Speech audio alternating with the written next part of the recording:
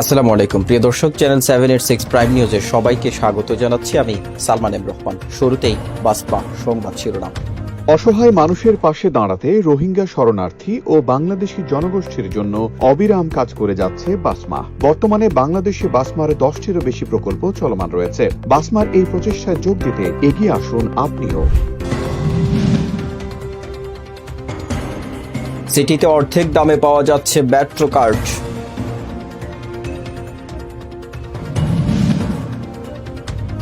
New ইয়র্কে 5 থেকে 11 বছর বয়সী শিশুদের ভ্যাকসিন প্রদান শুরু।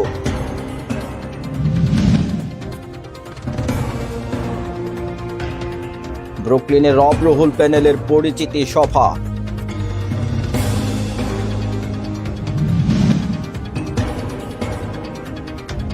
পিজি ইয়র্কের প্রথম প্রতিষ্ঠা বার্ষিকী উদযাপন।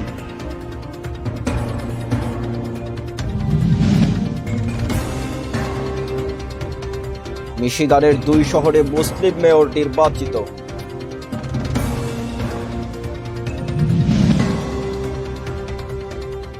7 নভেম্বর থেকে যুক্তরাষ্ট্রে ঘড়ির কাঁটা পিছিয়ে যাবে 1 ঘন্টা।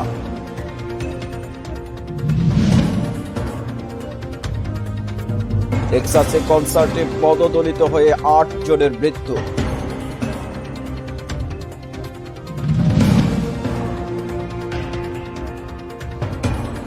বাংলাদেশে করোনায় দৈনিক মৃত্যু নেমে এসেছে 1 জনে।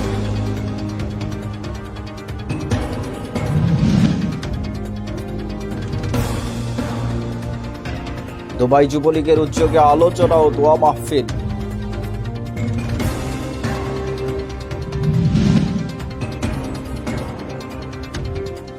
এবং সিয়েরা লিওনে ট্যাঙ্কার বিস্ফোরণে নিহত 91।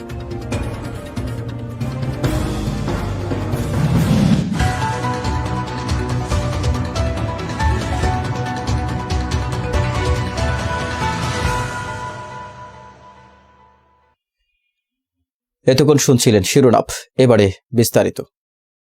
সাদাকা ফাউন্ডেশন ইউএসএ মার্কিন যুক্তরাষ্ট্র ভিত্তিক সাহায্য সংস্থা, জাতি ধর্ম বর্ণ নির্বিশেষে বিপন্ন মানবতার পাশে সব সময়। করোনা মহামারীর এই দুর্যোগে 7 দিন 24 ঘন্টা আপনার পাশে আছে সাদাকা ফাউন্ডেশন। আপনিও সাথে থাকুন। Hotline number 7182009222। প্রথমেই নিউ ইয়র্কের কমিউনিটি সংবাদ। নিউ ইয়র্ক সিটিতে অর্ধেক মূল্যে বাস ও ট্রেনের টিকিট দেওয়া হচ্ছে। স্বল্প আয়ের বাসিন্দারা ফেয়ার্স কর্মসূচির আওতায় এই মেট্রো কার্ড পাচ্ছেন। গত অক্টোবর থেকেই হিউম্যান রিসোর্স অ্যাডমিনিস্ট্রেশনের আওতায় এটি দেওয়া হচ্ছে। 2019 সাল থেকেই এই কর্মসূচি শুরু হয়, কিন্তু গেল বছর কোভিড-19 এর কারণে এটি বন্ধ হয়ে যায়। এবার পুনরায় এই মেট্রো কার্ডের জন্য নিবন্ধন আহ্বান করেছে। 18 থেকে 64 বছরের স্বল্প আয়ের নিউ ইয়র্কাররা এ সুবিধা পাবেন।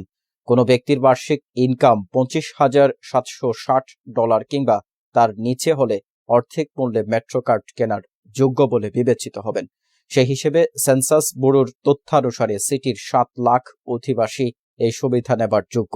তবে 2,55,000-এর কোটা থাকায় আগে আসলে আগে পাবেন ভিত্তিতে শতকরা 35% নিউ ইয়র্কার এই সুবিধা ভোগ করতে পারবেন। এজন্য সিটির ফান্ড রয়েছে $106 মিলিয়ন।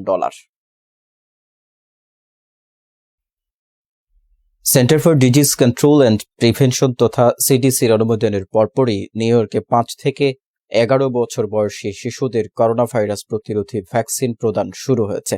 গত 4 নভেম্বর সিটি পরিচালিত সাইটগুলোতে এই কার্যক্রম শুরু হয়।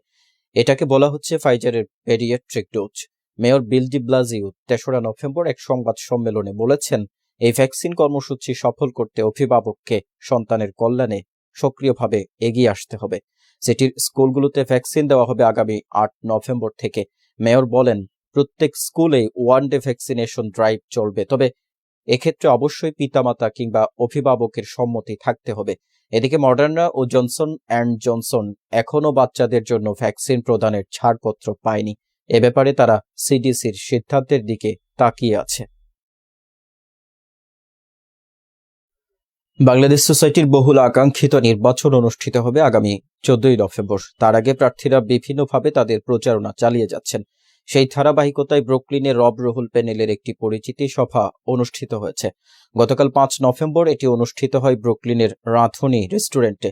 এতে সভাপতি প্রার্থী আব্দুর রব মিয়া এবং সাধারণ সম্পাদক প্রার্থী রুহুল আমিন সিদ্দিকী সহ অন্যান্য প্রার্থীরা তাদের প্রতিশ্রুতি তুলে ধরেছেন। এ সময় কমিউনিটির বিভিন্ন সংগঠনের দায়িত্বশীল নেতৃবৃন্দ উপস্থিত ছিলেন।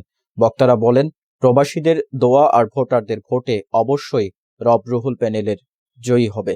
এই প্যানেল জয়ী হলে সোসাইটির চলমান কর্মকাণ্ড অব্যাহত রাখার পাশাপাশি ঘোষিত ইস্তেহার অনুযায়ী সময়োপযোগী কর্মসূচির মাধ্যমে সোসাইটিকে আরও শক্তিশালী করা হবে।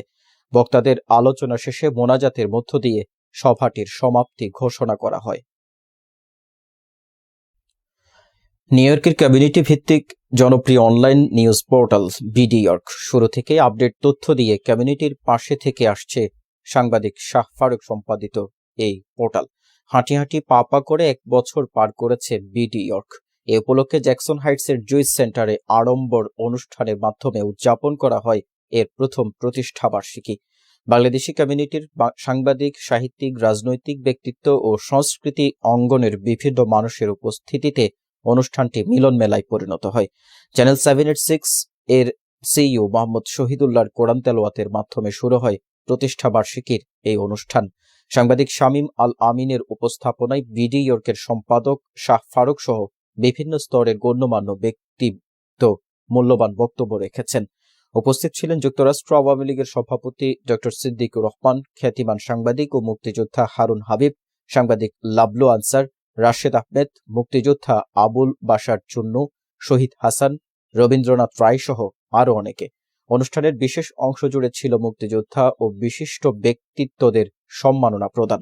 এছাড়া কেক কেটে উদযাপন করা হয়েছে বিডি ইয়র্কের এই প্রথম জন্মদিন। সঙ্গীত পরিবেশনার মধ্য দিয়ে শেষ হয় অনুষ্ঠান। আগত অতিথিরা সম্পাদক শাহ ফারুককে ধন্যবাদ জানিয়েছেন এবং শুভকামনা জ্ঞাপন করেছে বিডি ইয়র্কের জন্য। 1 বছর আগে শুরু হওয়া এই পোর্টালটি কমিউনিটি সংবাদকে বিশেষ গুরুত্ব দিয়ে থাকে। এছাড়া আন্তর্জাতিক সংস্কৃতি, বাংলাদেশ, খেলাধুলা, অর্থ ও বাণিজ্য বিষয়ের খবর প্রকাশ করে থাকে গুরুত্বের সাথে। অর্জন বলতে যদি বলেন যে এক্সক্লুসিভ নিউজ, সেটি করেছিলাম। আপনি জানেন যে করোনা মহামারীতে ভ্যাকসিন একটি বিষয় ছিল।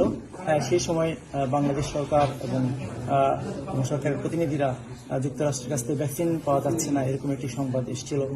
সেখানে সরকার জানার আগেই সরকারের বিভিন্ন উইংয়ের সঙ্গে কাজ করে মেইন স্ট্রিমের যারা রাজনীতিবিদ আছেন তাদের সঙ্গে কথা বলে যুক্তরাষ্ট্রের একজন বাংলাদেশি রাজনীতিবিদ, তিনি মেইন স্ট্রিমের রাজনীতি করেন, তিনি চাকসুমার এবং অনারেবল সিনেটর এবং অনারেবল কংগ্রেস ওমেন ইয়াসমিনকে ম্যানেজ করে বাংলাদেশের জন্য 7.5 মিলিয়ন টিকার ব্যবস্থা করেছিলেন, সেই ঘোষণাটি দিয়েছিলেন।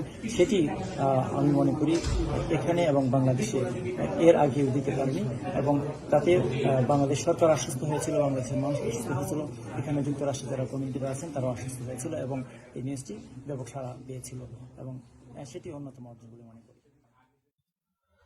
মিশিগান রাজ্যের 2 শহরে মেয়র নির্বাচিত হয়ে ইতিহাস সৃষ্টি করেছেন আরব বংশোদ্ভূত 2 মার্কিন মুসলিম। মিশিগানের ডিয়ারবর্ন ও হ্যামট্রেমেক শহরে গত 2 নভেম্বর এই নির্বাচন অনুষ্ঠিত হয়।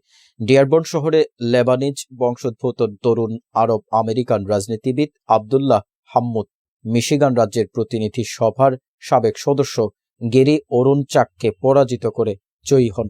এর মধ্য দিয়ে শহরটিতে প্রথম আরব বংশোদ্ভূত ও অশ্বেতাঙ্গ ব্যক্তি হিসেবে মেয়র নির্বাচিত হলেন আব্দুল্লাহ হাম্মুদ।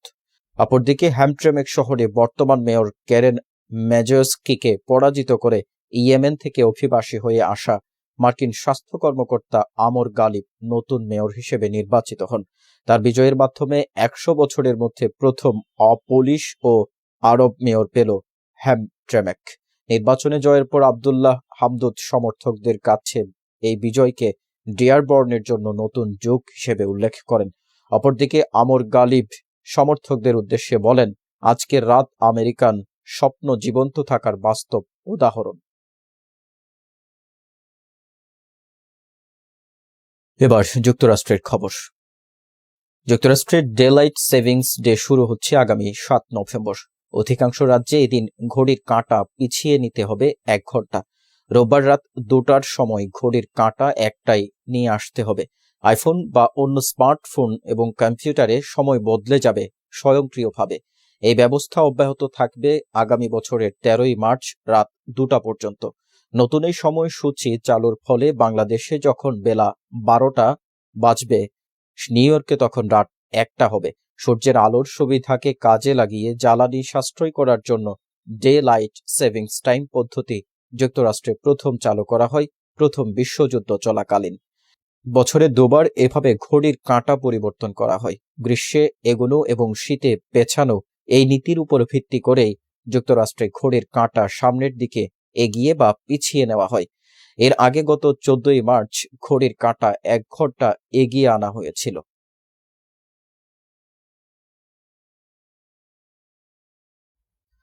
টেক্সাসের হিউস্টন শহরে আয়োজিত এক কনসার্টে পদদলিত হয়ে 8 জনের মৃত্যু হয়েছে। আহত হয়েছেন আরো প্রায় 300 মানুষ। গতকাল 5 নভেম্বর রাত 9টার দিকে এই হৃদয় বিদারক ঘটনাটি ঘটে। সন্ধ্যা থেকে শুরু হয় কনসার্ট। রাত 9টার দিকে মঞ্চে ওঠেন জনপ্রিয় সঙ্গীত শিল্পী ট্রেভিস স্কট।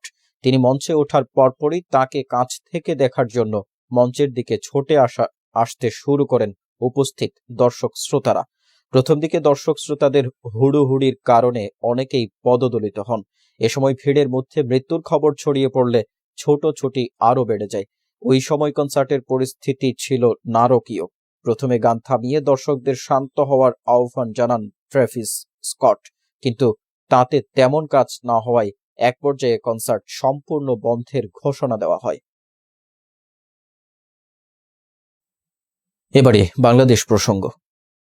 প্রাণঘাতী করোনা ভাইরাস প্রতিরোধে দারুণ সাফল্য দেখিয়েছে বাংলাদেশ। গত 24 ঘন্টায় দেশটিতে মাত্র 1 জনের মৃত্যু হয়েছে।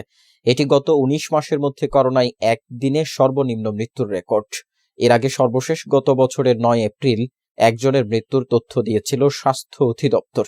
আজ 6 নভেম্বর স্বাস্থ্য অধিদপ্তরের সংবাদ বিজ্ঞপ্তিতে জানানো হয় 24 ঘন্টায় নতুন করোনা রোগী শনাক্ত হয়েছেন 154 জন, মারা গেছেন 1 জন।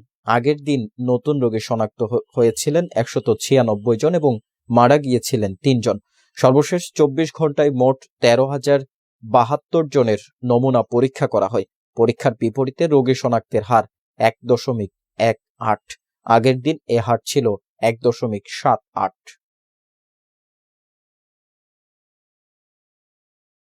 এবারে বিশ্ব সংবাদ।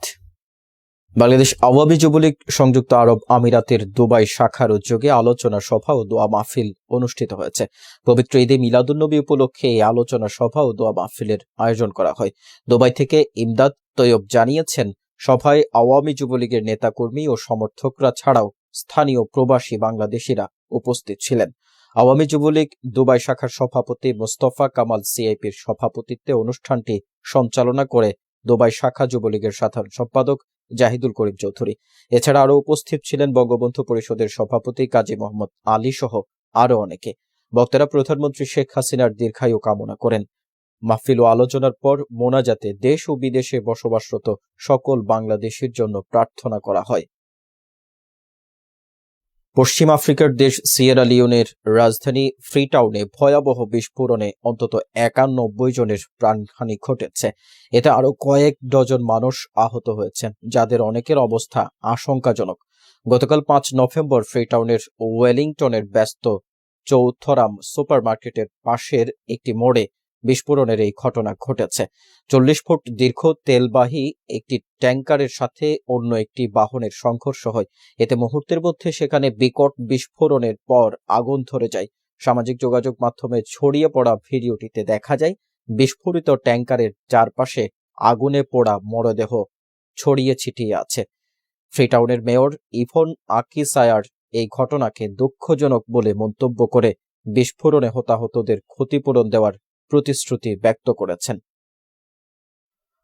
দর্শক, চ্যানেল 786 প্রাইম নিউজ এখনকার মতো এই পর্যন্তই। বিদায় নেওয়ার আগে আবারও জানিয়ে দিচ্ছি সাদাকা ফাউন্ডেশন সংবাদ শিরোনাম। সাদাকা ফাউন্ডেশন ইউএসএ মার্কিন যুক্তরাষ্ট্র ভিত্তিক সাহায্য সংস্থা, জাতি ধর্ম বর্ণ নির্বিশেষে বিপন্ন মানবতার পাশে সব সময়। করোনা মহামারীর এই দুর্যোগে 7 দিন 24 ঘন্টা আপনার পাশে আছে সাদাকা ফাউন্ডেশন। আপনিও সাথে থাকুন। Hotline number 718 2009222। সিটিতে অর্ধেক দামে পাওয়া যাচ্ছে মেট্রো কার্ড।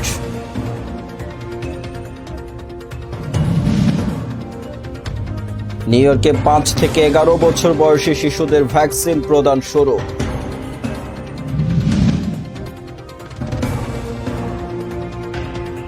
ব্রুকলিনে রব রুহুল প্যানেলের পরিচিতি সভা।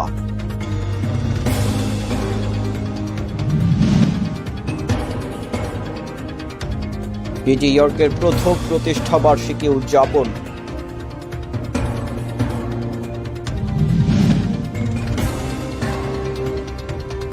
মিশিগানের 2 শহরে মুসলিম মেয়র নির্বাচিত।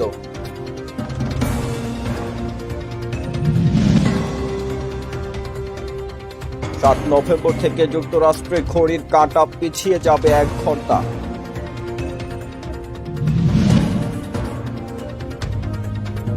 টেক্সাসে কনসার্টে পদদলিত হয়ে 8 জনের মৃত্যু।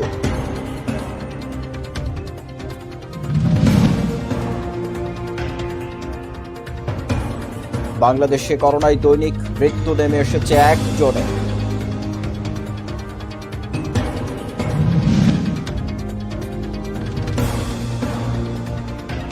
দুবাই যুবলীগের উদ্যোগে আলোচনা ও দোয়া মাহফিল।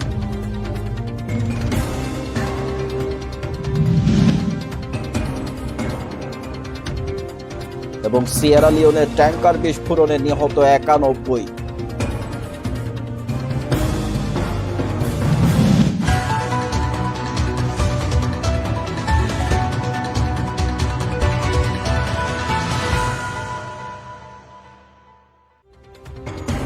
দর্শক, চ্যানেল 7/6 প্রাইম নিউজ এখনকার মতো এ পর্যন্ত। সবাই ভালো থাকুন, সুন্দর থাকুন, এই শুভ কামনায় আজকের মতো এখানেই বিদায় নিচ্ছি। আমি সালমান এম রহমান। আল্লাহ হাফেজ।